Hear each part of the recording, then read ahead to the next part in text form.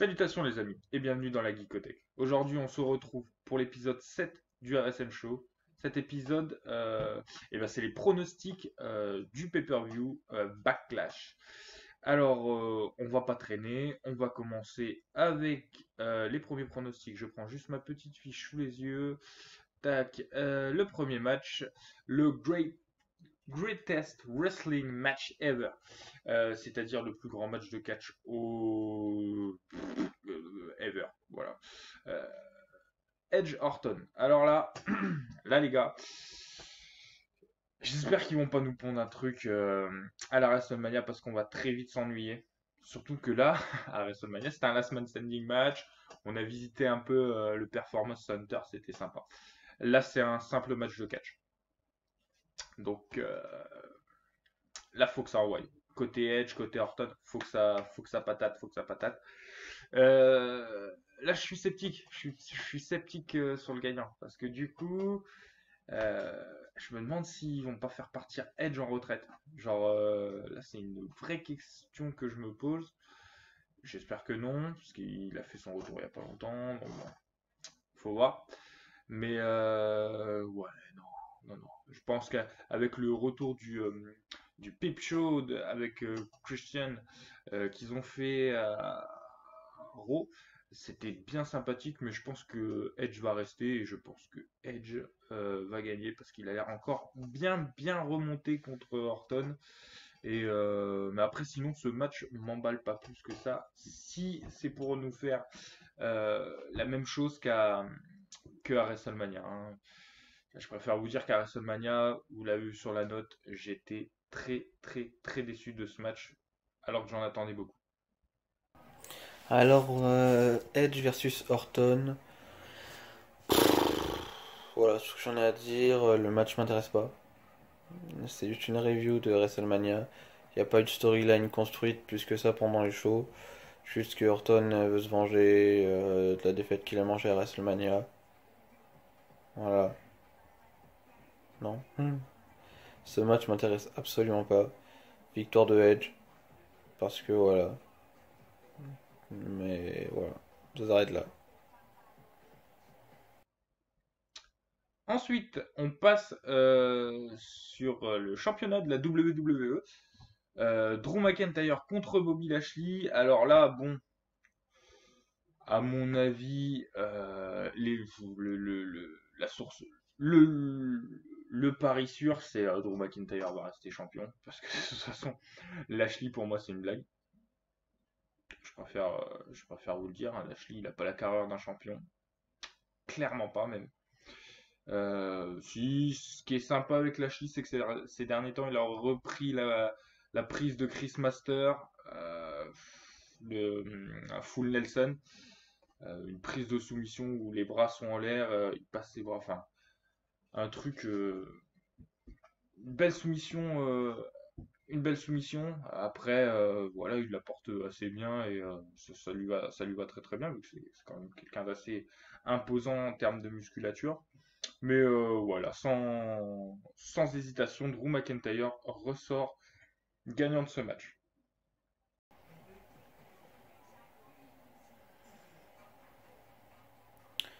Alors, Drew McIntyre contre Bobby Lashley. Pas la peine d'être un devin pour savoir que McIntyre va gagner. Même si la nouvelle prise de soumission de Lashley est franchement très sympa et elle a l'air d'être très violente, je maintiens quand même que Drew va gagner. Parce que c'est Drew McIntyre et qu'on ne va pas foutre Bobby Lashley champion WWE. Voilà, tout simplement. Ensuite, nous passons sur le titre universel. Donc c'est un handicap match. Braun Strowman contre Miz et Morrison. J'ai bien aimé leur petite phase à Raw où ils essayaient de piéger Strowman. C'était assez marrant, ouais, c'était sympa.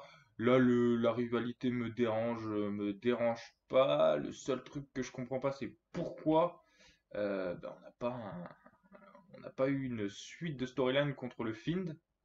Ça, je l'attendais.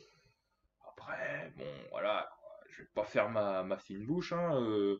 le match m'intéresse beaucoup et ce qui est bien dans cette storyline, c'est que Braun Strowman avait déjà perdu un titre, le premier titre qu'il ait gagné en solo, donc le titre intercontinental en handicap match, donc c'était contre Shinsuke Nakamura, Sami Zayn et Cesaro.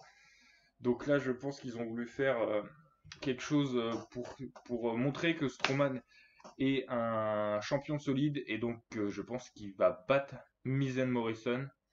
Et si Miz Morrison devait gagner, la règle c'est celui qui fait le tomber remporte le titre, il me semble, hein.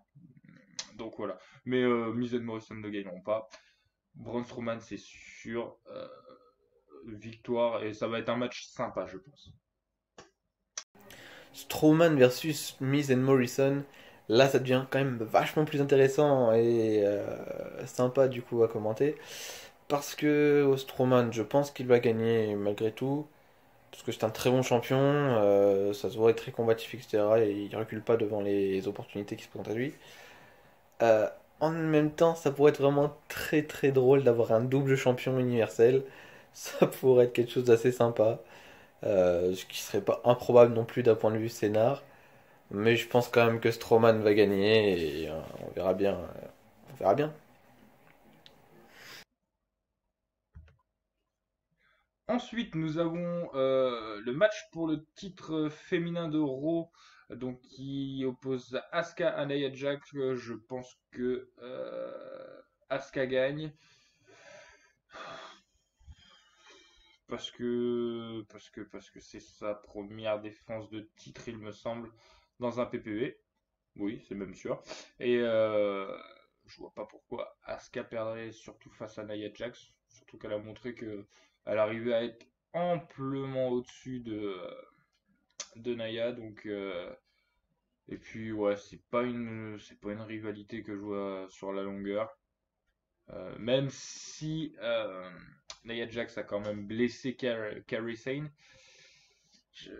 Non, Asuka restera championne et je pense que c'est bien comme ça. Malgré le fait qu'elle danse tout le temps et que c'est ce genre super agaçant, euh, elle montre qu'elle fait une bonne championne quand même, hein. On l'a vu à Raw quand elle a quand même pilé les Iconics et Sasha Banks et Bailey.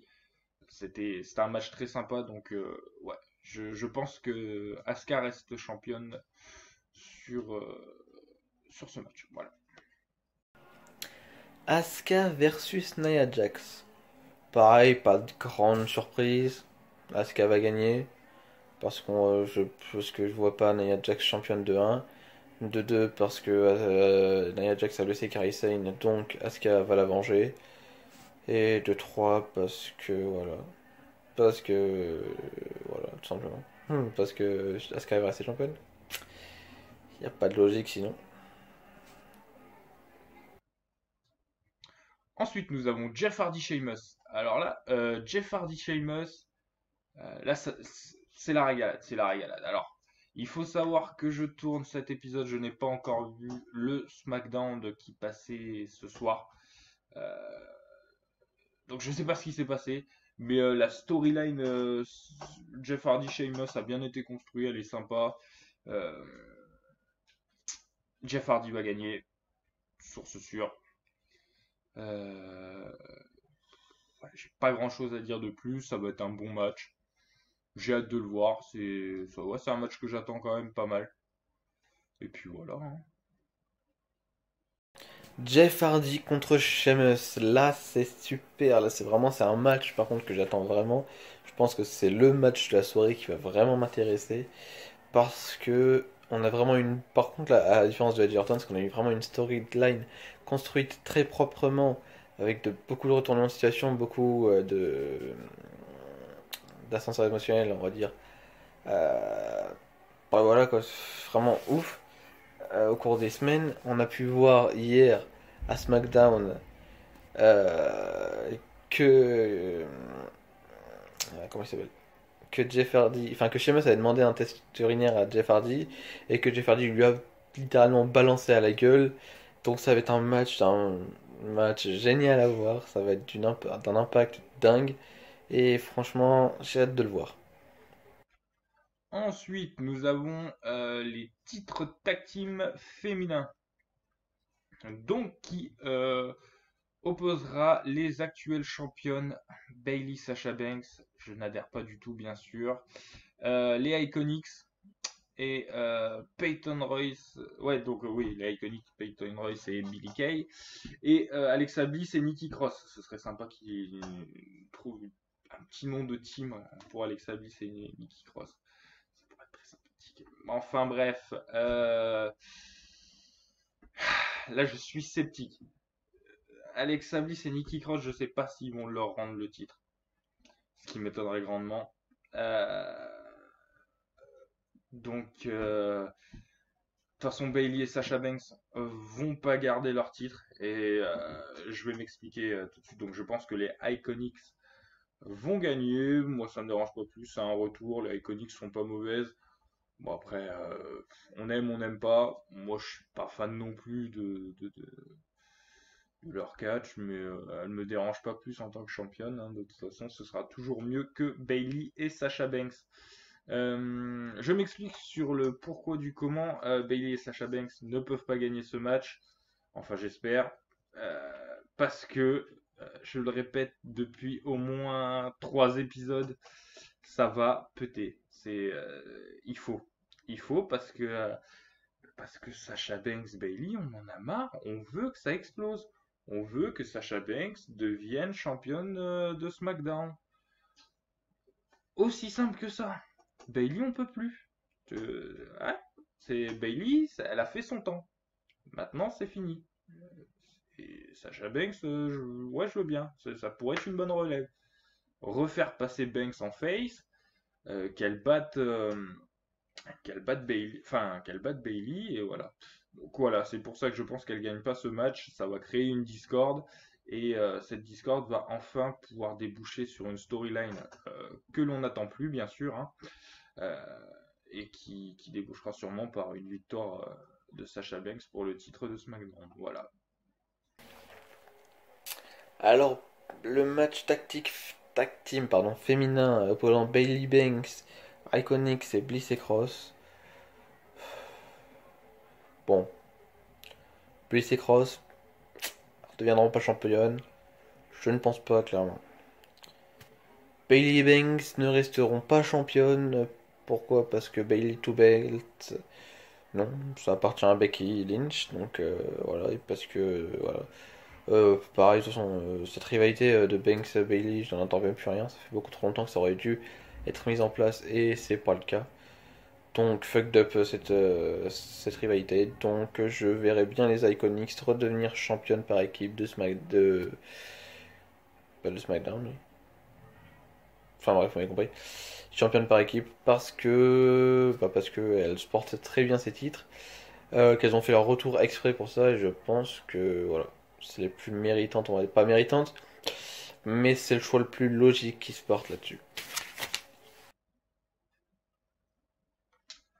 Ensuite, nous avons le match Apollo Crews contre Andrade accompagné par Zelina Vega. Alors, Apollo Crews, j'aime beaucoup. Je préfère vous le dire. Son catch et tout, aérien, en même temps rapide, mais en même temps super impactant. Il a un catch d'enfoiré, on va pas se le cacher. Andrade, je peux plus le voir. Voilà. Donc je pense que mon point de vue est fixé sur ce match. J'espère qu'Apollo Crews va gagner. J'espère que Andrade va bien prendre sa race. Et voilà quoi, hein. Moi, Apollo Crews, vraiment rien à dire, hein. Il fait un super bon champion des États-Unis. Il régale, il régale. Et c'est ça qu'on veut d'un champion. Pas un champion comme Andrade qui gagne parce que bah il y a Zelina Vega aux abords du ring ou alors ou même d'un champion qui ne défend pas son titre. Donc voilà, Apollo Crews, moi j'adhère et je le vois bien monter encore bien plus haut que le simple titre des États-Unis. Voilà. Apollo Crews versus Andrade. Franchement, j'espère vraiment une victoire d'Apollo Crews parce que il porte très bien ce titre de champion. Ça fait un moment que je voulais le voir parce que depuis qu'ils l'ont un peu poussé, ça fait un moment que je voulais le voir devenir champion. Là, il est enfin. Je peux plus me blairer en Andrade, clairement. Je peux plus le voir en tant que champion United States. Euh, on l'a assez vu comme ça. Je pense que voilà, Apollo Crews est un des futurs de la WWE. Donc, je pronostique une victoire d'Apollo Crews. Donc c'est terminé pour cet épisode. J'espère que cela vous a plu. En tout cas, nous, avec mon cher ami le Killer du Métal, c'est toujours un plaisir de tourner, hein. Donc vous avez vu, nouveau mode un peu depuis le dernier épisode. On tourne chacun de notre côté, on fait le montage, c'est fluide, il n'y a pas de blanc. On essaye d'optimiser, donc vous nous dites si ça vous va ou pas. Si ça vous va pas, on repassera aux anciennes méthodes. Il n'y a aucun souci là-dessus, hein. On est à votre écoute, tout conseil est bon à prendre. Voilà, sur ce, je mets fin à cette vidéo. Si ça vous a plu, petit pouce bleu, on s'abonne, on lâche un commentaire parce que on veut savoir aussi vos pronostics. Et puis voilà, sur ce, bye les gars. Merci d'avoir regardé cet épisode. On se donne rendez-vous pour les résultats de Backlash. Et je vous dis, bye les boys.